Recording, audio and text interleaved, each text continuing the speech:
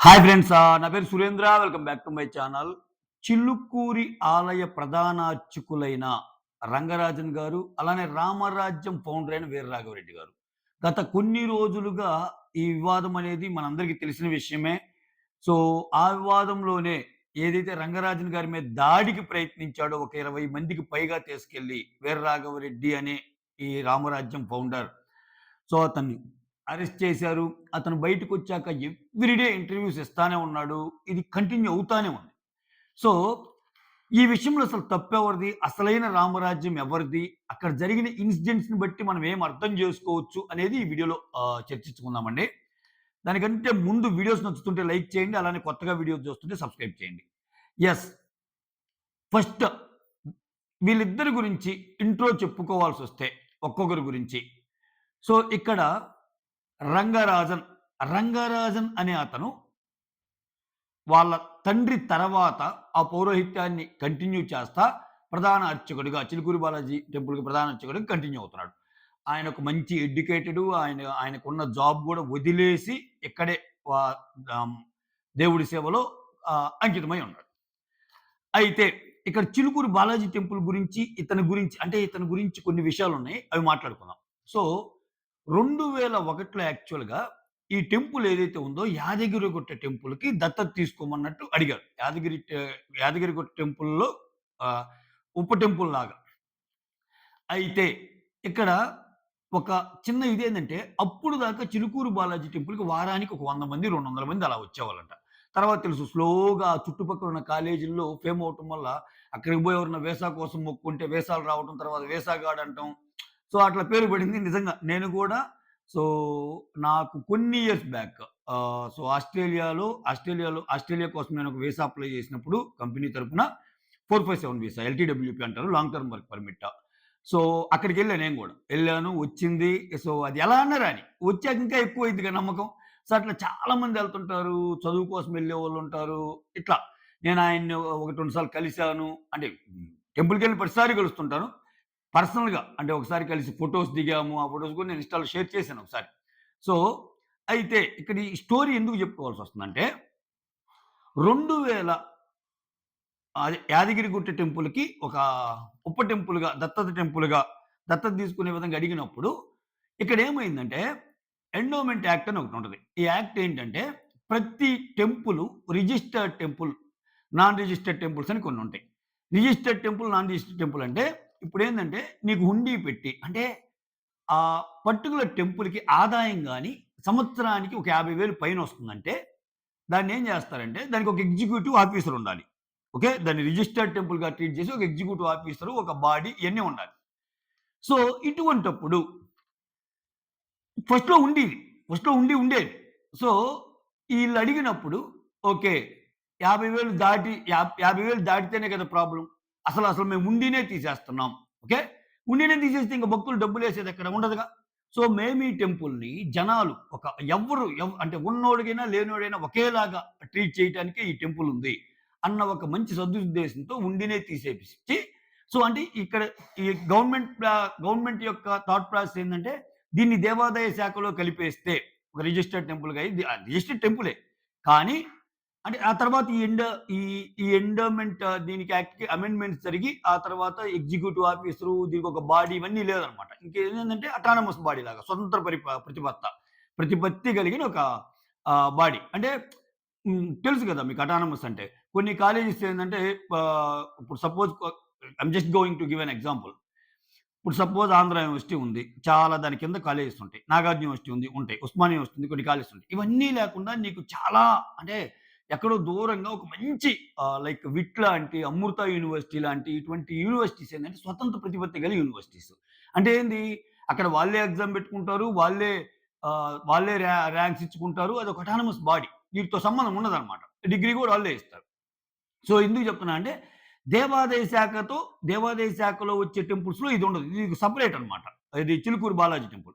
దేవాదాయ శాఖలో కలిపితే వాళ్ళకొచ్చే అడ్వాంటేజ్ ఏంటంటే, దేవాదాయ శాఖలో కలిపాక ఒక హుండీ లాంటిది గాని పెడితే, భక్తులు నమ్మేవాళ్ళు చాలా లక్షల్లో, కోట్లలో విరాళాలొస్తుంటాయి కాబట్టి, దాని ద్వారా టెంపుల్ అభివృద్ధి అనేది ఇంకా బాగా జరిగిద్ది.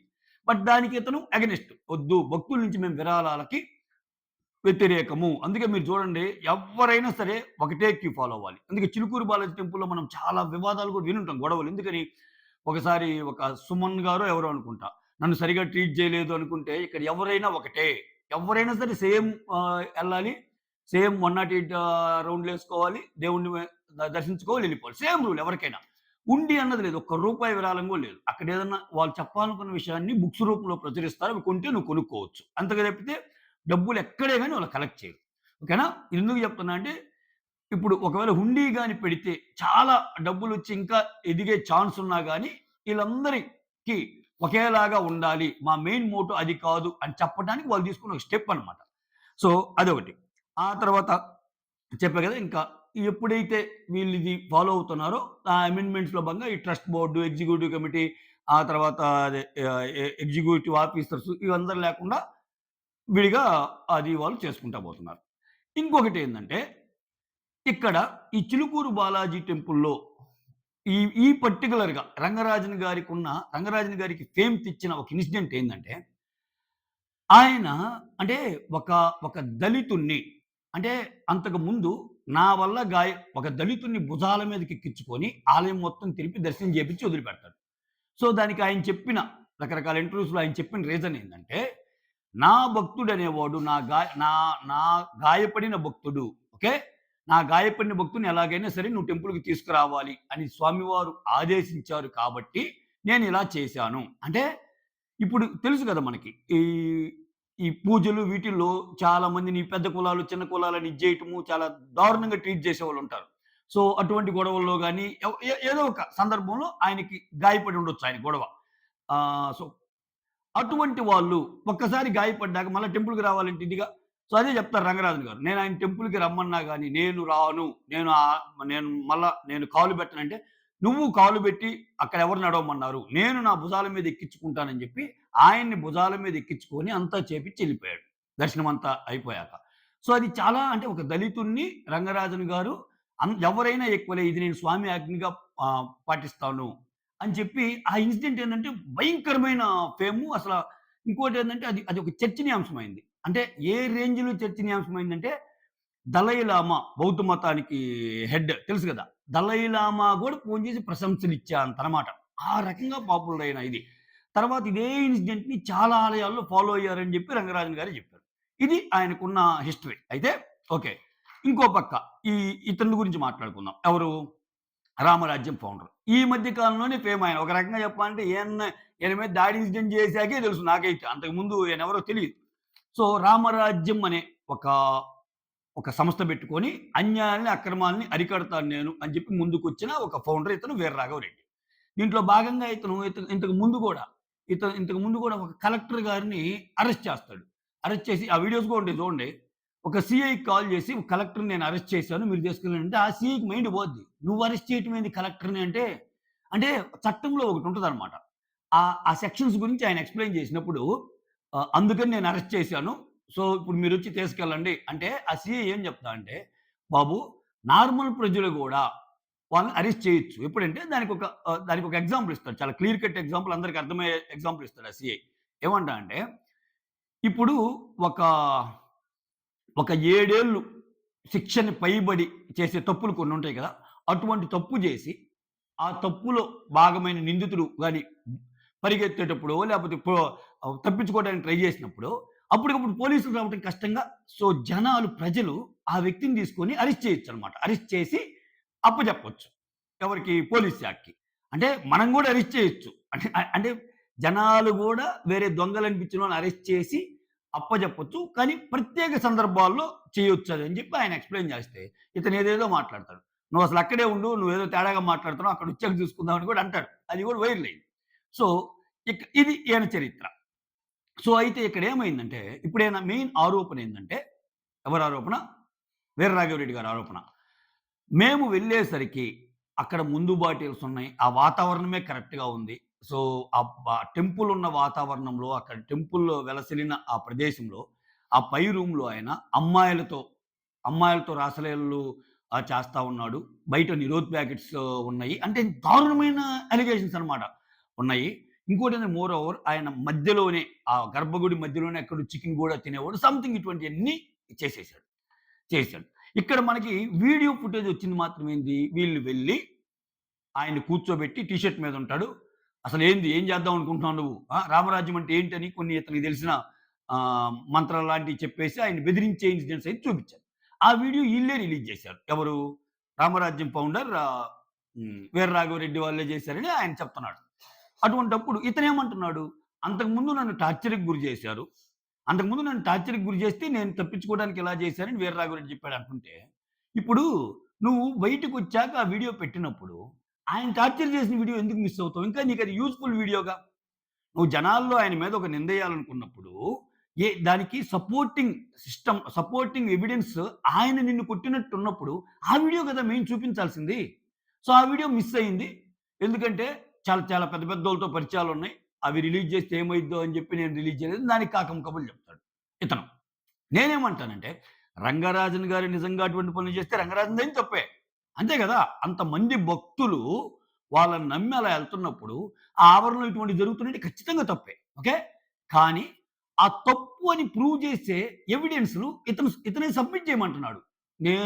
నాకు టైం తక్కువుంది. సో, 150 యూట్యూబ్ ఛానెల్‌కెళ్ళి ఆయన ఇంటర్వ్యూ ఇస్తే, ప్రతి 150 ఛానెల్‌లో ఒక్కొక్కరి నెరేటివ్ ఒక్కొక్కలాగుంటది. ప్రతిరోజు నేను దీనికి ఆన్సర్ చెప్పలేను. ఆయనకేదన్నా ఉంటే కోర్ట్‌లో ఎయమను. ఆయన చేసింది కరెక్ట్ అని గాని, తప్పని గాని నేను అంటంలా. కోర్ట్‌లో తేల్చుకుందాం అని అంటున్నారు రంగరాజన్ గారు. ఇంక ఆయనకి భయమేంటి? ఇప్పుడు ఆయన నిజంగా ఈయన్ని కొట్టాడబ్బా! ఈయన ఫస్ట్ ఇది చేశాడనుకుందాం. లేకపోతే అసలు ఆయనకెళ్ళంగానే ఆ ప్రదేశాలు తేడాగా కనిపించాయి అంటున్నాడుగా. అదంతా పిక్చరైజ్ చేయొచ్చుగా వీడియోలో. ఆయన అమ్మాయిలతో ఉన్నయి తీయొచ్చుగా. ఇన్ని తీసినోడు వచ్చి ఆయన కూర్చోబెట్టి 20 మంది పైకొచ్చి కూర్చోబెట్టి ఇచ్చేసినోడు అది తీయటానికేముంది? ఎగ్జాక్ట్‌లీ అదే పాయింట్ అడుగుతున్నాడు. నార్మల్ జనాలకు కూడా వస్తున్న డౌట్ అదే. ఓకే. రామరాజ్యం ఫౌండర్‌గా ఆయన మంచి చేయాలనుకుంటున్నాడు. ఓకే. సో, అది చేసే ప్రాసెస్‌లో ఆయన తప్పు అని చూపించడానికి నీ దగ్గరున్న ఆధారాలేంటి? బట్ నువ్వు ఆయన్ని భయపెట్టడానికి ఆధారాలు చాలా దొరుకుతున్నాయి గదా! సో, ఇవన్నీ కట్టుకథలు. ఆయనేదో ఒక స్క్రిప్ట్, ఒక నెరేటివ్ ఇస్తున్నాడు. అన్ని యూట్యూబ్ ఛానెల్స్‌కి మీరు దాన్ని నమ్ముతున్నారనేది రంగరాజన్ గారి ఆరోపణ. సో, ఇక్కడ జనరల్‌గా మనం ఆలోచిస్తే వీళ్ళిద్దరి వాదనలు పక్కన పెట్టి, ఇంతమంది వెళ్తున్న టెంపుల్‌కి ఆ! ఇటువంటివి గాని చేస్తే దొరకరా? అంటే ఈ ఈ కాలంలో సోషల్ మీడియా యుగంలో విచిత్రమేందంటే ఇంకా అక్కడ కొంతమంది ఇప్పటికి మొబైల్స్ పట్టుకొని తిరిగేవాళ్ళు కూడా ఉంటారు ఆ టెంపుల్‌లో. పెద్దగా మొబైల్స్ అనేవి నిషిద్ధము. అక్కడ హ్యాండ్ ఓవర్ చేసి ఎళ్ళాలంటారు గానీ, కొంతమంది పట్టుకొని కూడా ఫోను చేసేవాళ్ళు కూడా ఉంటారు. మాట్లాడుకుంటా ఉండేవాళ్ళు. ఆయనే చెప్తుంటాడు. ఏయ్! భక్తులు ఫోన్‌లాపాలి అని తిట్టిన సందర్భాలు కూడా ఉన్నాయి పాపం. ఇంకోటేందంటే అక్కడ ఎయ్యాల్సిన 108 రౌండ్స్ గూడా సో, ఆయన భక్తుల కోరిక మేరకు ఇప్పుడు మీరు 58 ఎసారా? 50 తర్వాతొచ్చేయండి. 108 ఈ రోజే చేయాలని ఏం లేదు. ఎళ్ళిపోండి. మిగిలిన భక్తులకి అవకాశం కల్పించండి అంటాడు. మరీ లోపల చాలా ఎక్కువవుతుందని జెప్పి ప్రతి 10 ప్రదక్షిణాల్ని ఒక ప్రదక్షిణంగా, పెద్ద ప్రదక్షిణంగా కౌంట్ చేసి లోపల 108 ప్రదక్షిణాలు ఈక్వల్ టు బయట 11 ప్రదక్షిణాలు అంటే కొంత రద్దీ తగ్గిద్ది. అందరికి చూసే అవకాశం ఉంటుంది. ఇన్ని పెడుతుంటాడాయన. సో ఇటువంటి రోజు కొన్ని వేల మంది, లక్షల మంది ఆయన మొహం చూస్తుంటారు. ప్రతిరోజు ఆయన ఇది చేస్తున్నప్పుడు, ఆయన ఏదైనా తప్పు చేస్తే ఆయన దొరకడా? ఆయన చదువుకున్న స్కాలరేగా. సో, ఆయనకి తెలీదా? సో, అసల నిజంగా గాని ఆయనకి ఆ థాట్స్ ఉన్నా ఇట్లా అంటే ఒకవేళ వీర రాఘవరెడ్డి గారి వెర్షన్‌లోనే మనం ఆలోచిద్దాం. ఆయన చెప్పిన పాయింట్ కరెక్ట్ అనుకున్నా. ఒకవేళ చేసినా ఆ పర్టిక్యులర్ ప్లేస్‌లో చేయటానికి ఎన్ని గట్స్ గావాలి? ఒకవేళ చేస్తే దొరకడని ఆయనకి తెలీదా? ఇంత యుగంలో. సో, ఆయన ఆరోపణలు అందుకే చాలా మందికి అంటే మెజారిటీ ఆఫ్ ది పీపుల్‌కి వీర రాఘవరెడ్డి గారి ఆరోపణలు అంత ఎక్కకపోవడానికి రీజన్ ఇదే. నువ్వొక ఆరోపణ చేసినప్పుడు ఇదుండాలి. మోర్ ఓవర్ ఆయన దగ్గర సపోర్టింగ్ సాక్ష్యాలు గాని ఏం లేవు. నేను త్వరలో బయట పెడతన్నా అంటాడు. నేను బయట పెట్టకుండా ఆపగలిగేటట్టు కొంతమంది ఆయనకి ఇన్‌ఫ్లుయెన్సర్స్ ఉన్నారు అది ఇది అని చెప్తున్నాడు. సో, ఇది జరగంగానే ఏందంటే ఇరు రాష్ట్రాల ముఖ్యమంత్రులు గాని, ఇరు రాష్ట్రాల చాలామంది అంటే ముస్లిమ్స్ వచ్చారు, క్రిస్టియన్స్ వచ్చారు, హిందూస్ వచ్చారు, అందరొచ్చారు. మతాలకు అతీతంగా రంగరాజన్ గారికి సపోర్ట్ దక్కింది. ఎందుకని? ఆయన మతాలకు అతీతంగా ఆయన చేయబట్టేగా. ఇప్పుడు దేవుడి ముందు దైవ సన్నిధానంలో అందరూ ఒక్కటే అని మనం చూసుంటాం కొన్ని సినిమాలు. 'జై మనదేరా' అనే సినిమాలో వెంకటేష్ గారు మంత్రాలనేవి ఓన్లీ మీరే చెప్పాలా? సో, నీ మంత్రాలనేవి ఒక దళితుడైనా చెప్పొచ్చు. మనలో నిష్టగా ఉంటే చాలు అని దాంట్లో మంత్రాలు చెప్పించినందుకు ఆయన నాలుక కట్ చేస్తారు పాపం. మంత్రాలు చెప్పించిన ఆయన నాలుక. అయి సినిమాల్లో చూసాం. బట్ వేరేజ్ ఇక్కడ ఒక దళితుడిని భుజాల మీద ఎక్కించుకొని చుట్టూ తిప్పాడంటే ఆయనకి ఆయన ఆయన థాట్ ప్రాసెస్ మనకు అర్థమవుతుందిగా. ఆయన జనాలను చూసే తీరు అర్థమవుతుందిగా. దేవుడి ముందు అందరూ ఒక్కటే అని జెప్పి ఎవరైనా క్యూలో రావాల్సిందే. సెలబ్రిటీలైన ఎవరైనా అన్నటప్పుడు మనుషుల్లో సమానత్వం అనే కాన్సెప్ట్ అర్థమవుతుందిగా. ఇవాళ రేపు ఒక చిన్న సెలబ్రిటీ అయితేనే రండి, రండి సార్, రండి సార్, రండి సార్. మీరందరూ పక్కెళ్ళండి. ముందు అతనికి చేసి పంపండి దర్శనం అనే రోజులు మనం చూస్తున్నాంగా. బట్ అవేమి చిలుకూరులో లేవుగా. అంటే ఆయనకంటూ కొన్ని వాల్యూస్‌తో ఆయన బతుకుతున్నట్టేగా. అటువంటప్పుడు ఇతను ఏదో ఆ! నేను అసలైన రామరాజ్యం ఎవరిది? రామరాజ్యం అంటే ఏంది? రామరాజ్యం అంటే జనాలందరిని సమానంగా చూడటం, జనాలందరిని మంచిగా చూడటం, జనాలందరికి సుపరిపాలన ఇవ్వడం ఇది రామరాజ్యం. రాముడు టక్కనెళ్లి 20 మందితో ఎళ్లి ఒక ఒక వ్యక్తిని కొట్టే ఇదికొచ్చారంటే, దాడి చేసే స్టేజ్‌కొస్తున్నాడంటే అది రామరాజ్యం ఎలా అయ్యిద్ది? దాన్ని చూసి మనం ఏం నేర్చుకోవాలి? ఆ! ఇతను మళ్ళా దానికి అతని దాడికి ఎందుకు జేయాలో కారణాలని ఇది జేస్తా, దానికి సహేతుకమైన కారణాల్ని, సాక్ష్యం ఉన్న కారణాల్ని చెప్పలేకపోవడం. ఇప్పుడు నిజంగా రేపు వీడియోస్ వదిలేసి, నిజంగా ఆయన చేశాడని ప్రూఫ్స్ ఉంటే, ఖచ్చితంగా అది బ్లండర్ అయింది. అది బ్లండర్ అయితే మనం అందరం క్వెషన్ చేయాల్సిన విషయం అది రంగరాజన్ గారిని. ఎందుకంటే అంత పవిత్రమైన గుడిలో అలా చేయడం తప్పు కదా! సో, నీ ఉద్దేశ్యం మంచిదైనప్పుడు, నువ్వు జనాలకి ఇది చేయాలనుకున్నప్పుడు, రంగరాజు నువ్వు తప్పు చేశావు. ఈ విషయంలో నేను ఎవ్వరికి భయపడను. నా దగ్గర సాక్ష్యాలున్నాయని బయట పెట్టు. బయట పెడితే గదా! సాక్ష్యాలు బయట పెట్టకుండా నన్ను ఇది జేశారంటే, ఎట్లా చేస్తారు? ఇప్పుడు ఆ ఇన్సిడెంట్ మొత్తం అయ్యాకే బయటకొచ్చాడు ఇతను. ఈయన కెమెరాస్‌తో బంధించారు. ఆయన బెదిరించిన వీడియో రిలీజ్ చేసినప్పుడు, దానికంటే ముందున్న ఎందుకు షూట్ చేయకుండా ఉంటారు? అది కదా మెయిన్. జనాల్లోకి చూపియాల్సింది అది కదా! అంటే మీరు రిలీజ్ చేసిన వీడియో ఏంది? ఆయన బెదిరించే వీడియో. అంటే జనాల్లోకి ఏం పంపాలనుకుంటున్నారు మీరు సందేశం? ఆ! ఇవన్నీ ఈ డాట్స్ అన్నీ కనెక్ట్ చేసుకుంటే మనకి పిక్చర్ అర్థమైద్దనమాట. సో, మొత్తానికి ఇదైతే మాత్రం కంటిన్యూ అవుతానే ఉంది. నిన్న గూడా ఒక ఛానెల్‌కి రంగరాజన్ గారు ఇంటర్వ్యూ ఇచ్చారనమాట.